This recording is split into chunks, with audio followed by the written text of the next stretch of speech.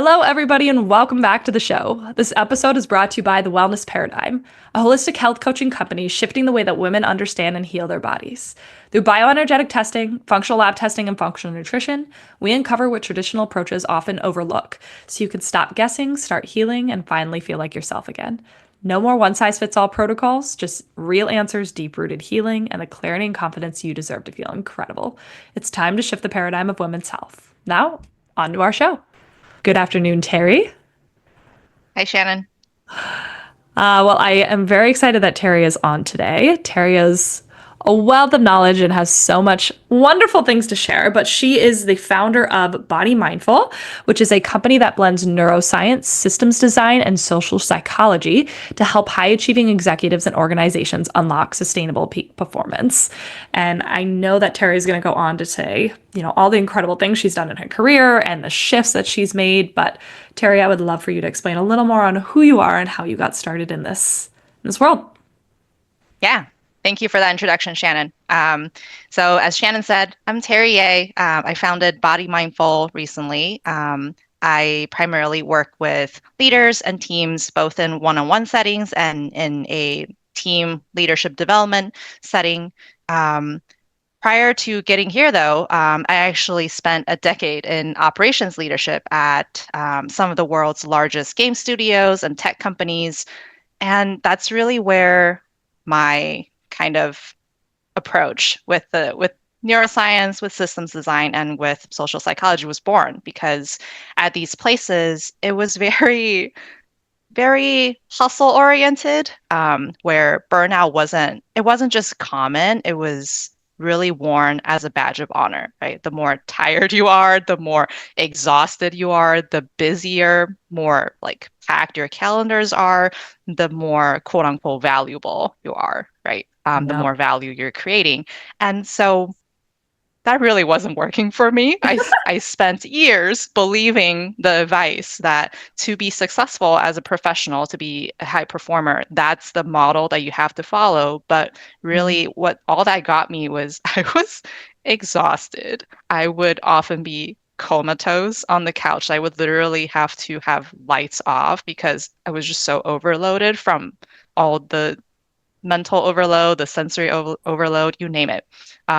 I spent years in that state, and really BodyMindful was created and field tested in that environment because my own performance and really my well-being were suffering. I didn't, and and the traditional leadership advice or even like self-care, work-life balance advice didn't work for me. Um, Mm-hmm. so out of necessity, that's when I began looking for my own answers, really. In that process, I found breath work, I found self-myofascial release, I found neuroscience, rewiring work, you name it. Here's a bunch of things that, when you Google, a lot of these things come up, but some of them were effective for me, others were not. And I really leaned into the ones that were. And what was really surprising was I think these new skills, they didn't just enhance my own resilience. I was faster to recover. I was much Yep. more just calmer in previously stressful situations. But I also realized that I was more effective as a leader because of how I was changing internally and how I was really honoring the right way for me to change and for me to step up. So I think BodyMindful really it started as a personal survival strategy, if you will, that evolved into a methodology that I now use to replicate and help executives and teams to find a better way to be a high performer, to be at their peak performance without that harsh crash at the end of the day or at the end of the quarter, whatever. Mm. And this is like so needed. And I can tell, things are just so busy for you with just people being like, I need this. Because people, I think, as a society, we're all burnt out and we think there's just no other way, especially in corporate, right? So I would be curious, like, how do you lead people who are these high achieving people who maybe have this? I would guess one of the biggest fears is when I take a step back or I relax, then my, you know, my notoriety is going to go down. My, how much I can Yeah. do is going to go down. I'm not going to be as successful, right? That's probably, I'm going to guess, people's biggest fear, right? We know it's Yeah. the opposite, but so Yeah. how do you guide people, not only emotionally, physically through this process? Yeah. I think you hit the nail on the head there. The paradox of, if I relax, if I take a step back, am I going to lose my edge? Am I going to, like, I think a lot of times people can't picture themselves going up that ramp again because it was so hard the first time getting there. So when I say, so with Body Mindful, the first thing that we do is bring you back into your body. That's what it starts with. We start with your body, then with your mind, and so working on your internal state, and then we expand to your external environments. But whenever I bring up, that's bring you back into your body, that's center you and ground you. It's a very like, I think people perceive it as soft language, and they worry about, what if I can't get back up again? What if I can't find that Mm, fire again? And what has usually really helped is showing the real science behind that. So mm, what happens when you are actively sensing your body, when you are um, honoring interoception, which is your senses of feeling the internal states of what is happening with your muscles, with you know everything that's working inside the body. When you tap into that sensation, what's happening is you're actually bringing online the other parts of your brain, the circuits of your brain that are not normally active when you're just doing um, strategy work, when you're doing mental work, right? There's literally different areas of your brain that light up when you're just being mindful with yourself. So what happens is, when you are quote unquote relaxing, your brain is still working. And what happens is you actually have access to more of your mental power rather than less. It's just different. Um, so the work that we do with Body Mindful isn't about mellowing you out. It's actually about giving you more access and um, spreading out where you are, which part of the brain you're using, if that makes sense. yes, I love that. I know you and I You connect almost. truly are actually smarter. That's what I always love to tell people. Remember, when you are honoring your body and bringing in the other parts of your brain, you're actually smarter, not slower. Mm, that's a big mindset shift for people. I know. Um, but I love that, right? I think sometimes, we're both very logical yet understand the somatic side of things too. And so you have to meet people where they're at, where it's like, I remember the first time Yeah. somebody said tap into your body. I was like, what does that mean? I don't understand what that means. You know what I mean? Yeah. Now I do, but it's still, it's a weird concept for people. And I think, would you agree that when sometimes you feel, oh, tapping, like people feel out of control? Do you feel like people want to over control all of this kind of work as well? I think so. I think especially with high performers who Yeah. are very used to thinking multiple steps ahead, right? Like that's kind of what they built their career on. They're known for being strategic. They're known for being thorough. They're known for having high standards. Um, that that desire for control is very normal, because that is just, I feel like that's just a muscle memory that's so ingrained over the years, right? This is what I associate with how I succeed. Mm, So a big part of what I do, especially with new clients, and like you said, for people who um, that language, like tap into your body, feel your body, isn't isn't part of their language yet. I would have to find something else. A different way to lead them to the same experience, right? So a lot of times in our initial, like first couple of sessions, if they need a alternative kind of language, then what I would tend to find is something more concrete and visceral. So a little bit more guidance would probably be involved, where I would say, what sensations are you actually picking up? If you're just breathing, what do you notice? Rather than with the very generic tap into your body and tell me how it's feeling. Yeah, I like that. You have to meet people where they're at a little bit. And when they find the thing that works for them, and that's where good coaching comes in too, right? Um, that is really what I feel like unlocks that next level for them, right? Which is why so many people, literally why I have this podcast, is you might try 10 different things and like just keep going until you find the thing that really feels like Yeah. home for you, you know? Um, Yeah. And often what I find with people like that who were initially not resistant, but just unfamiliar with the language and their yeah. reaction maybe like you. What does that mean? Tap into what? Like literally tap? Like I had somebody ask me that. Do I literally tap? Where do you want me to tap? And I would take a step back and say, no, just close your eyes, breathe for me, tell me what is happening. Just describe what is physically happening, right? As your abdomen is expanding and contracting, like describe the physical occurrence. What's interesting with people like that who start out not being familiar with the language, once they like connect to the sensations and the physical occurrence, like they have something concrete that they can anchor on, it's usually like opening the floodgates. The Mhm. descriptions keep coming, and then eventually, probably like 2 minutes in, right, they would be like, oh, I can feel the breath going in and out. I notice my thoughts are racing. I notice like my neck and shoulders are actually really tense.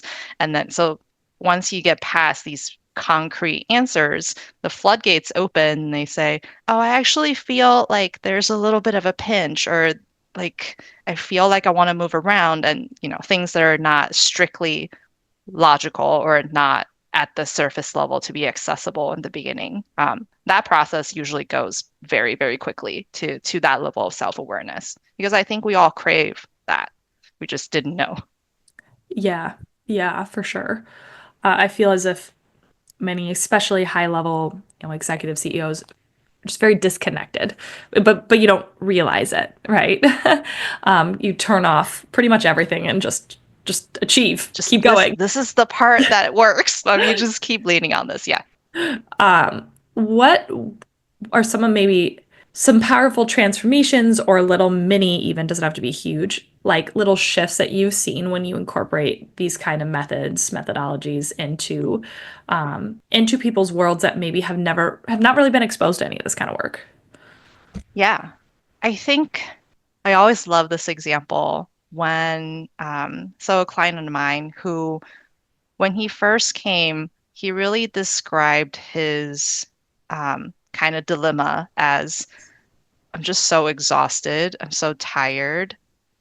I know to a certain extent I'm running on fumes, but I'm also afraid to stop. What we were talking about, right? Because once I stop, I honestly don't know how I would get back up here because I didn't like it was years and years of buildup. So when he first came, that was like that. And we went through the process that we were just talking about, really Mhm. just reconnecting and bringing back that self-awareness. Like notice how your body, the rest of your system is actually feeling when you're not in that seeking mode, when you're not trying to achieve something, when you're just being in the present. What do you actually notice? It doesn't have to be like super profound. You don't have to have an epiphany. Just tell me what is true right now. Um, and within, I think within that first session, that 30-minute session, what was interesting was just how, first of all, his body validated how exhausted he was because as soon as he temporarily turned off the what do I have to do tomorrow kind of brain, he almost fell asleep on me. Yeah. His body was, I can see him sitting right there and he's just like, oh, okay. And then starting to slouch over to the side. I had to sort of calm back and like, okay. I've been But there. remember that feeling, right? Remember that is what your nervous system actually wanted. It wanted to rest, and whatever rest is for you, it doesn't mean you have to go sleep for 3 days. It just Mhm. maybe means when you're taking a walk, be more intentional, walk slower, and give your mind a break, whatever that is. So that's the first thing. There was the validation, and he felt permission that he had his body as partner to collaborate with to say, no, we need a break. What can we do? Um, and the second thing that was really interesting that happened was he his we went into more specifics of because you're feeling so overwhelmed at work, what are the changes that you can make, no matter how small? And his gut response was to say, "Oh no, but I can't delegate any of this stuff. I have to be the one to do it. I have to be the one to watch over people." Yeah. And because he now has that slightly higher level of self-awareness, we have an additional tool now to say, is that true though? Or is that your mind racing and trying to anticipate the worst? If you were to bring on the other parts of your brain that is accessed through the body, does it still feel the same when you're not in that panic mode? Is your analysis still the same? And it wasn't. It wasn't. There were solutions that his mind was overanalyzing, but the rest of his system were like, no, I think you actually have evidence that so and so is capable and this other person is fine without your constant micromanaging. You can do these things that your mind didn't feel safe to do. Um, so that was an interesting shift to witness, and very grateful to this person. They actually implemented because you might have people who notice something but don't follow through. So because he actually followed through with the changes that his broader system felt safe to do, we now have the um, further reinforcement or evidence to say, like, hey, nothing burned down. This was actually really effective. You freed up, I think, like 5 hours a week during your work time because you let other people, very capable people, handle these projects. Not only do you have more time, they're actually happier because they're getting professional growth, they're getting opportunities to prove themselves. They feel like they're gaining your trust. Your relationship is evolving from a hand-holding to a more autonomy situation. That's delegating. We could have a whole conversation about delegating.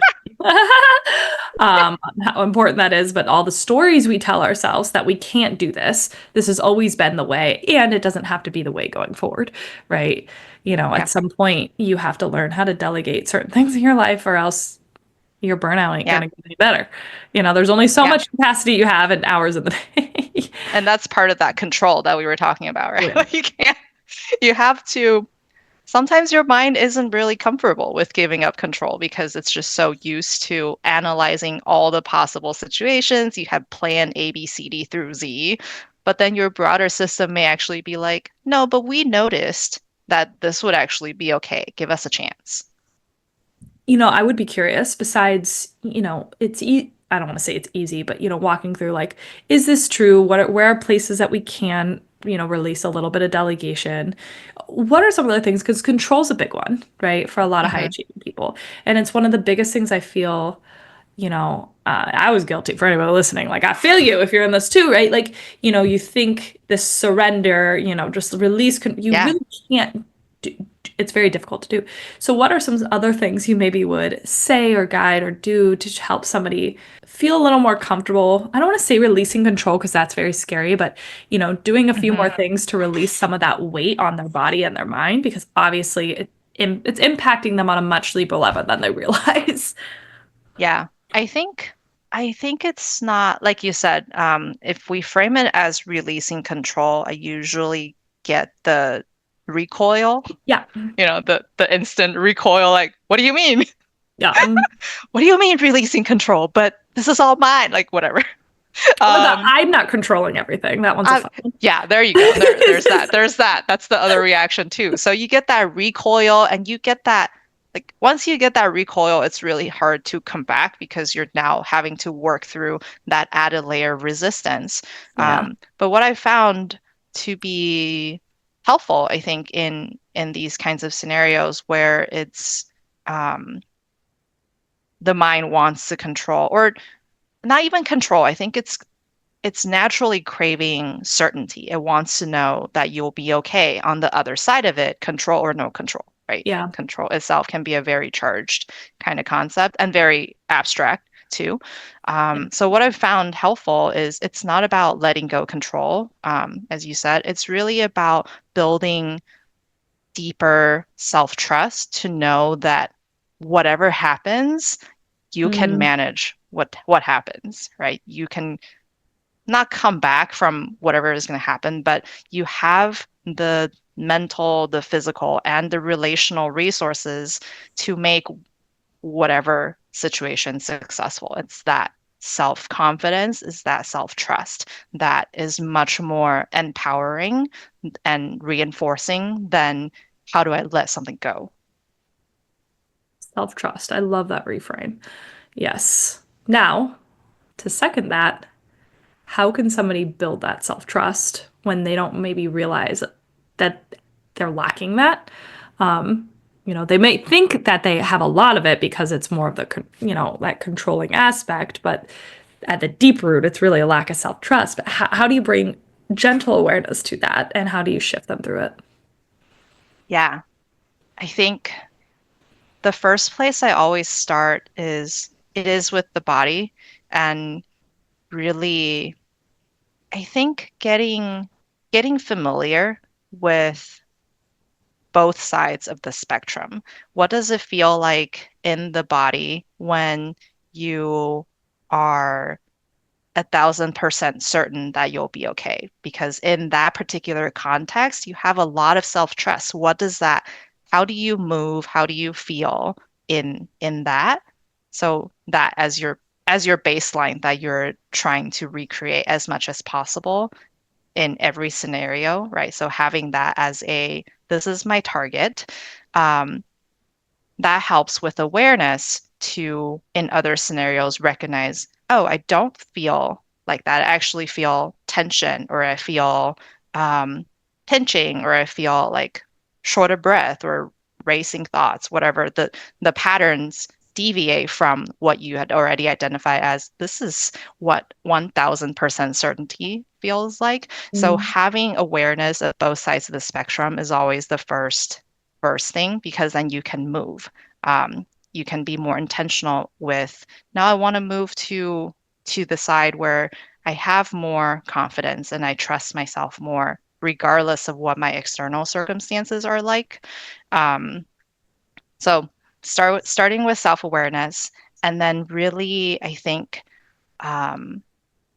a lot of experimenting and iteration because part of what body mindful is that I really believe in is it's not about me giving you a binder of scripts and scenarios. Like I'm hypothesizing. These are the things you might run into. No, I want you to, as you're going about your day, as you're going into meetings, as you're working on your projects, be aware of what you're actually sensing and what you're actually thinking and moving slowly towards that baseline that we identified. How can I get just a little bit closer from whatever this slightly more wobbly state is to this complete groundedness that I trust that I will be okay, regardless of how this presentation goes, regardless of how this conversation goes, you know?